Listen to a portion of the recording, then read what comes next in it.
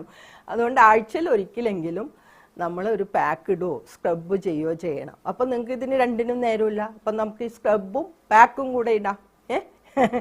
അതിന് വേണ്ടി നമ്മൾ ചെയ്യാനുള്ളത് കുറച്ച് 1 സ്പൂൺ കാപ്പിപ്പൊടി എടുക്കുക, 1 സ്പൂൺ നിങ്ങളുടെ കയ്യിൽ ഏതാ പൗഡർ, ഇപ്പോൾ അരിപ്പൊടി കാണും, അല്ലെങ്കിൽ ഇപ്പം നമ്മൾ പുട്ടുണ്ടാക്കാൻ പലതരം പൗഡർ വാങ്ങി വെച്ചിട്ടുണ്ടല്ലോ, അത് ഏതെങ്കിലും ആയാലും മതി.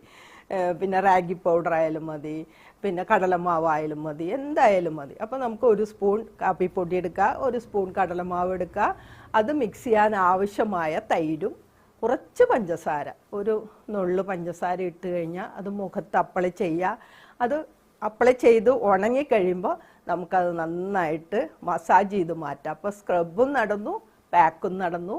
ഈ തൈരെന്ന് പറയുമ്പോൾ നമ്മുടെ മുഖത്തിന് നല്ല പിന്നെ നല്ല ബ്രൈറ്റ് ആവും തൈരൊക്കെ കേട്ടോ. അപ്പോൾ ഏറ്റവും എളുപ്പം ചെയ്യാവുന്ന കാര്യങ്ങളാണ് ഞാൻ പറയുന്നത്.